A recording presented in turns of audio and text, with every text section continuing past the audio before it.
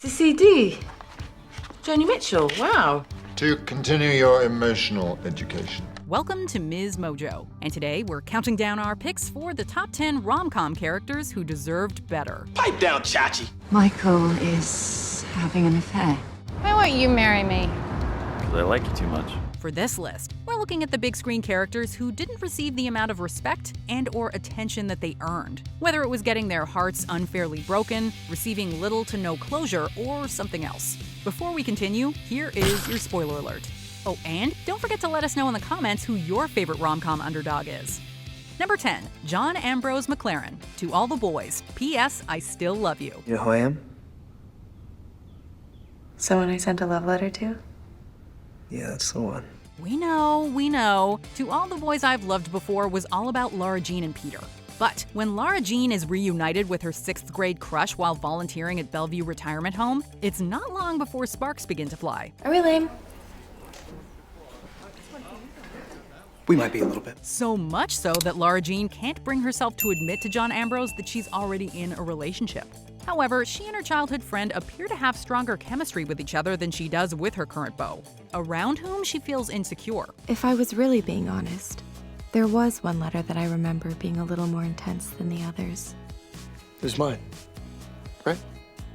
It was me, right? John Ambrose also treats her well, which contrasts with Peter, who doesn't tell his own girlfriend why he's been spending time with his ex. And later, when Lara and John Ambrose are finally free to act on their feelings, Lara realizes Peter is the one she wants. I'm sorry.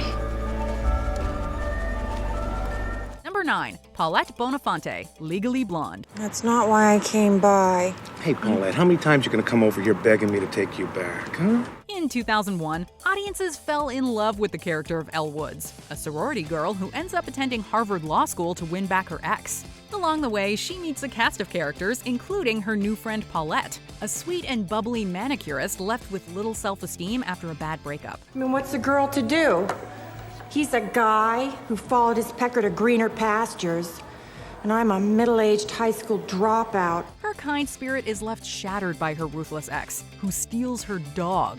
In the end, with some newfound confidence and legal advice from Elle, Paulette is reunited with her beloved pooch, but her journey to get there is paved with heartache. Oh my gosh, did you see him? He's probably still scratching his head. Yeah, which must be a nice vacation for his balls. Number 8, Walter Jackson, Sleepless in Seattle. Am I what they had in mind?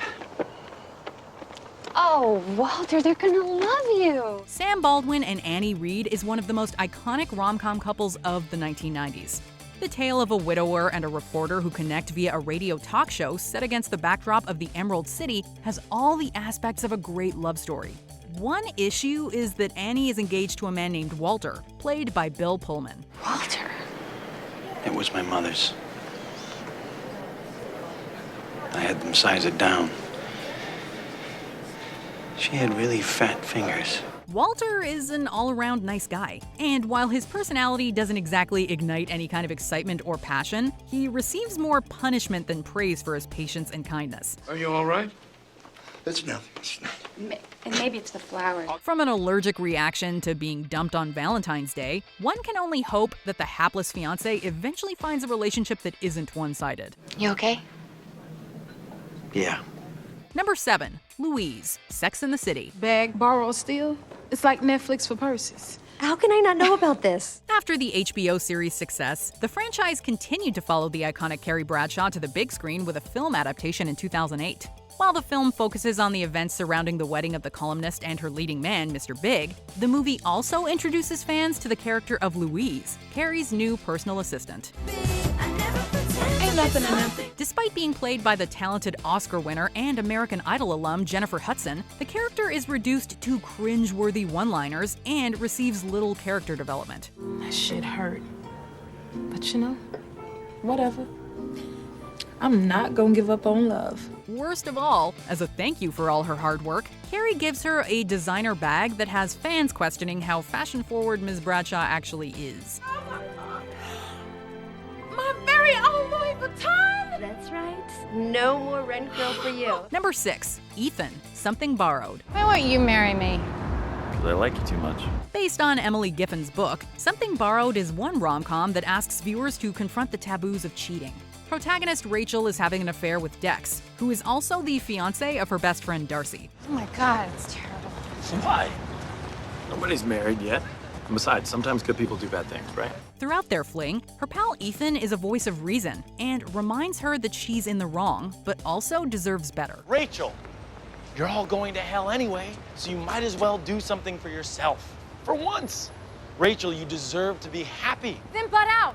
It's eventually revealed that Ethan is in love with Rachel, but out of respect for her unrequited feelings, he distances himself by moving from New York to London, though he claimed the move was for a job. Not only does he uproot his entire life, he also spends a large portion of the film dodging advances from another woman, which makes for some awkwardness for both him and viewers. I'm really sorry. I should have talked to you about this before. I can tell you from there. I think I'm gay. That came out wrong. I'm definitely gay. Number 5, Riley Johnson, Happiest Season. As if the holiday season isn't chaotic enough, when you throw in a secret relationship, it makes the perfect storm. This is Abby. Hi, Abby. It is so nice to meet you. It's so nice to meet you, too. Happiest Season follows Harper and Abby as they visit the former's family for Christmas. The only issue is she hasn't come out to them. Enter Harper's ex, Riley. Riley! Harper. Not only does she become a confidant to Abby, she also lives with the trauma of being outed in high school by Harper. Harper basically just said that I am gay and that I wouldn't leave her alone. In the end, Riley receives no apology or gratitude for her support. The character played by Aubrey Plaza caused quite a stir on the internet, with fans protesting that she and Abby should have ended up together. Great party. Yeah. You okay? I'm so sorry. Alas, the two were not meant to be, and unfortunately, the film leaves Riley without any closure. Number 4, Summer Finn, 500 Days of Summer. There's no denying that the 2000s had an overwhelming amount of films featuring the problematic manic pixie dream girl. You've good taste in music. You like this, Smith? Yeah. In 2005, critic Nathan Rabin defined the term as a female character whose sole purpose is to help the male protagonist overcome their struggles. Are you a lesbian? No, I'm not a lesbian. I just don't feel comfortable being anyone's girlfriend. One prime example of the trope is Summer in 500 Days of Summer. The plot centers on the relationship between her and greeting card author Tom. Tom romanticizes his infatuation, even breaking out into song and dance.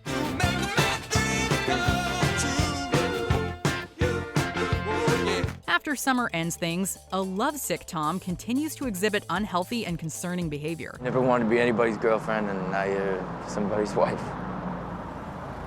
It surprised me, too. I don't think I'll ever understand that. Even though she's honest about her opinions on relationships and love from the get-go, she somehow becomes villainized and is left branded by an unearned reputation. Number 3, Astrid Leong, Crazy Rich Asians.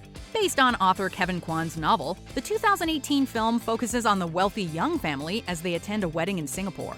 The movie features many standout characters, including the underused Paik Lin, played by Awkwafina. It's not about getting Eleanor to like you, it's about getting her to respect you. But one of the most memorable is Astrid, aka the goddess in the book. Not only did she graduate top of her class at Oxford, start multiple charities, and is a fashion icon, Astrid has the biggest heart of any of my cousins. She conceals her problems, including her loveless marriage, under the guise of a glamorous lifestyle. Michael is having an affair. Her husband projects his inadequacy onto her despite sacrificing her career to make him comfortable. You find out I'm having an affair with another woman, and you're worried about making a scene. You'd rather I scream and carry on? Also, if you'd read the novel, you would know that to please her family, she rejects her true love, who we briefly see in a mid-credits scene. It's clear that she deserves more respect for all the labor she puts into her marriage. And although she leaves him in the end and maintains her status, Astrid is living proof that money can't buy happiness. Just realize it's not my job to make you feel like a man.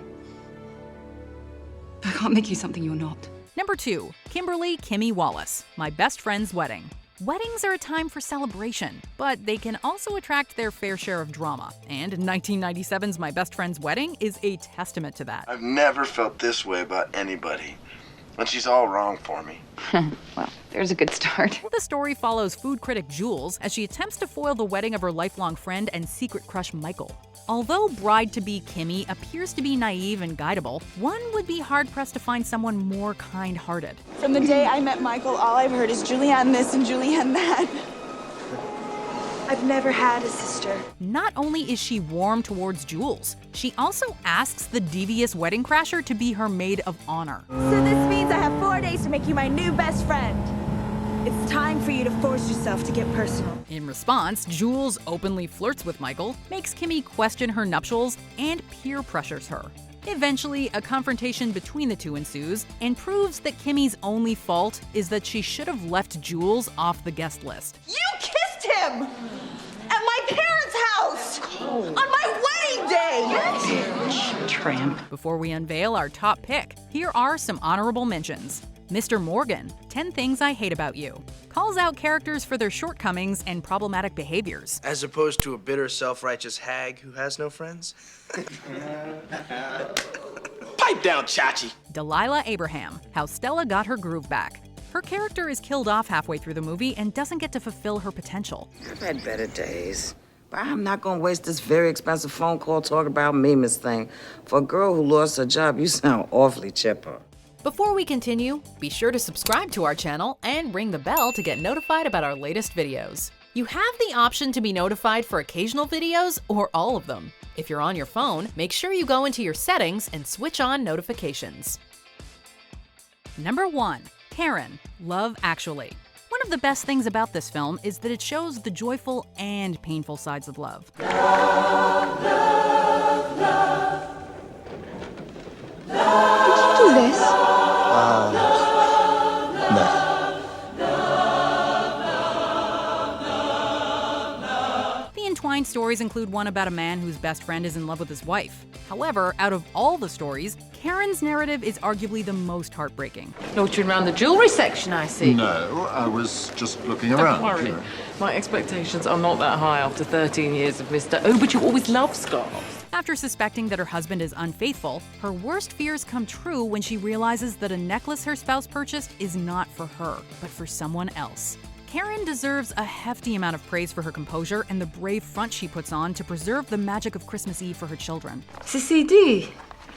Joni Mitchell, wow. To continue your emotional education. Guided by humor and class, she not only deserves a much more meaningful Christmas present, but also, more importantly, a better marriage. Would you stay, knowing life would always be a little bit worse?